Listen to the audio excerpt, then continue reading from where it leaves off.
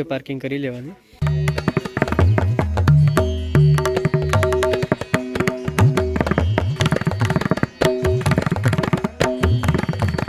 પાણીની પાઇપ ઉપર જાય છે ગુરુ મહારાજે, તો બધી પાણીની સુવિધા છે ઉપર સુધી. બોલો ગુરુ દુધળીમાલ મહારાજની જય. થોડી થોડી ખેત પીવાની.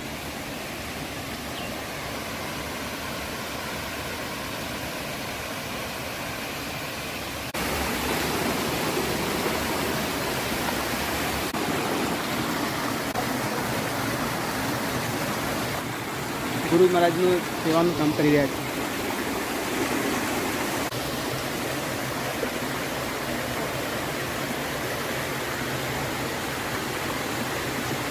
ચાલુ છે. જય ગુરુ મહારાજ. વડગામ તાલુકાના જલોત્રા ગામથી 3 માઇલ એટલે કે 4.8 કિલોમીટર દૂર ડુંગરા પર્વતમાળાઓ શરૂ થાય છે. તે તમામ ટેકરીઓમાંથી ગુરુનો પહાડ સૌથી ઊંચો લગભગ 4000 ફીટ અને તેનો આકાર ઝુમ્મર જેવો છે. આ ટેકરીઓ પર ધૂંધળીમલની ગુફા આવેલી છે અને એની બાજુમાં કર્માવાદ જે 20 જેવા ગામોને પાણી સંગ્રહ રાખી શકે છે એવું તળાવ પણ આવેલું છે, જ્યાં ગુરુ 12 વર્ષ સુધી કઠિન તપસ્યા માટે રોકાયા હતા.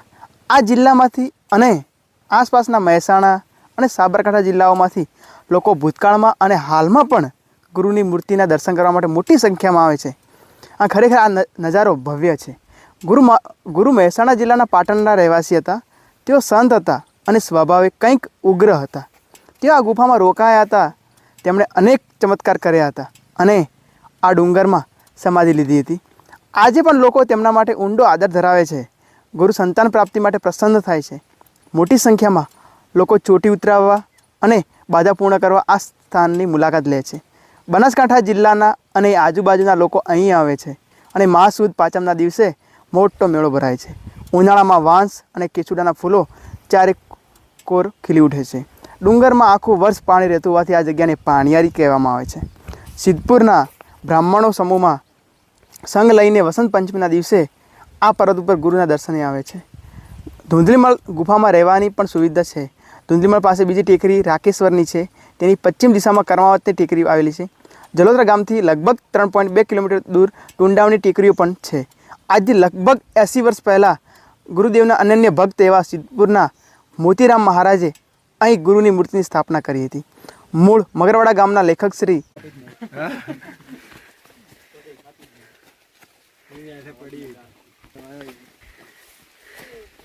કેવો નજારો ઉપર મજા આવી જાય. જોજો ભાઈ.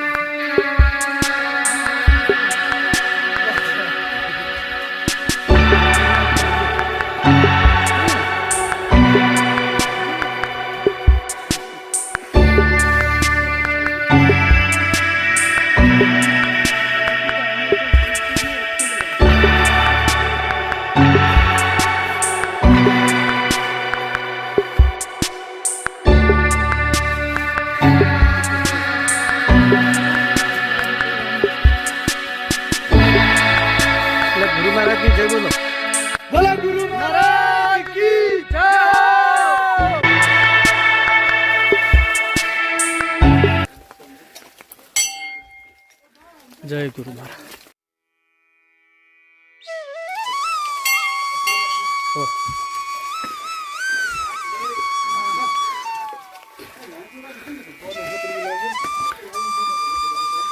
જય ગુરુ મહારાજ.